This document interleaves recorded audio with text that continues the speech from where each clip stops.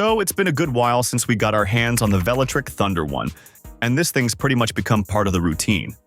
We've taken it through early morning commutes, quick errands, and a bunch of casual evening rides just to clear our head. Not gonna lie, we had our doubts early on, but so far, it held up better than our expectations, especially for city use. So in this video, we'll share what the Velotric T1 does well, where it could be better, and whether we'd still recommend it after some real-world use. Everything we're sharing here is solely based on our own experience, and yours might be different, which is fine. Let's begin.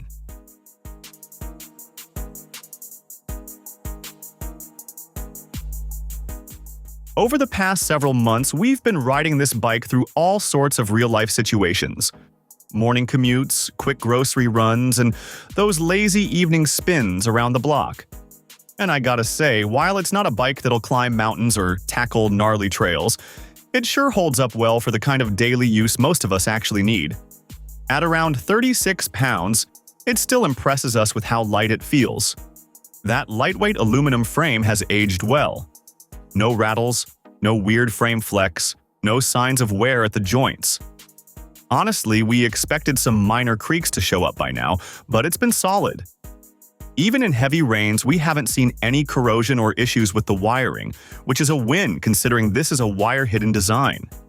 When it comes to actual ride quality, we started noticing the tires breaking in a bit after a few hundred miles.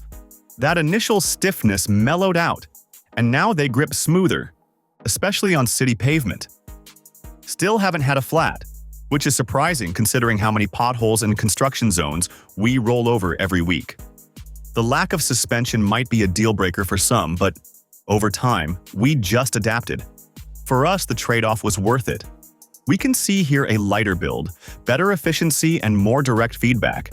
And while you do feel the bumps and cracks of rougher pavement, the tire setup does help cushion small impacts. We still wouldn't recommend this bike for bumpy back roads or off-road detours, but on paved streets and bike lanes, it glides. Now, about the motor.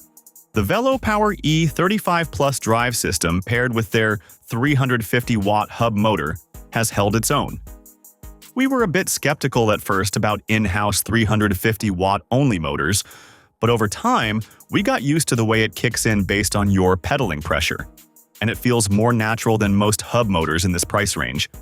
When we ride in traffic, we rely a lot on turbo mode for faster starts, and it still gives that little kick without feeling robotic. We find ourselves switching between eco and touring modes most of the time for commuting. Turbo's fun, but if you use it all the time, you're going to burn through battery faster than you'd like. There's no throttle, which we initially thought would be limiting, but surprisingly, it's made us better riders. You engage more, pedal more, and still get help when you need it. If we're being honest, the app experience is still one of the most well-integrated systems we've seen in this category. Yeah, that fingerprint sensor is still cool, but we'll be honest. We've started using the app more often to unlock the bike. Not because the sensor doesn't work, but because the app just gives more control over everything. Velotric's updates have kept it running snappy, and the theft alerts actually come in handy once when someone tried to lift the bike at a coffee shop. Got the alert, stepped out, and they bolted. So yeah, it works. So far, we haven't faced any security issues with this bike. Velotric's choice to go display-free still divides opinions, but after using it for months, we're fine with it. That ring around the fingerprint sensor does a solid job. 5 color codes for 5 pedal assist levels, and after a while, it just becomes second nature. You glance down, catch the color, and you know exactly what mode you're in. But for those who still want that live speed and trip data, just slap your phone onto the mount, fire up the Velotric app, and boom, you've got all the stats right in front of you. We've tried both ways and honestly appreciate the flexibility. Some days, we ride light with no phone at all. Just go old school and enjoy the road. Other days, especially when testing range or checking GPS routes, the phone display comes in handy. We did start to feel the battery's capacity dip a tiny bit after consistent usage, which is normal.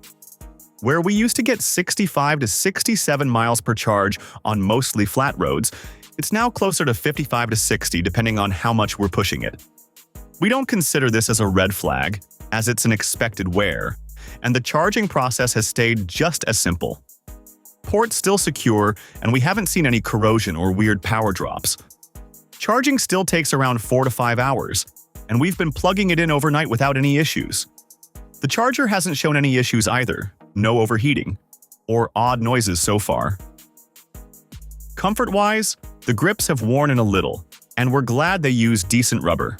The saddle is still holding up fine, but we might upgrade to something cushier if we keep using it for long hauls. No creaks from the frame, and no loosened bolts or surprises. It stayed quite low maintenance. Tires also held up pretty well, as we've said before.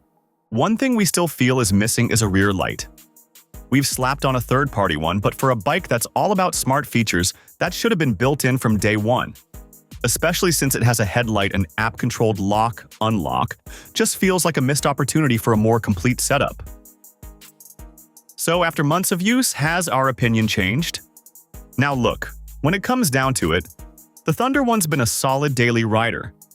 It's not a flashy off-roader, but it ain't trying to be. If what you want is a reliable, good-looking, no-fuss commuter that doesn't break the bank and actually lasts past the honeymoon phase, then this one's still holding its own in our book. But what do you think about the Velotric T1? Let us know in the comment section, as we'd love to hear from you.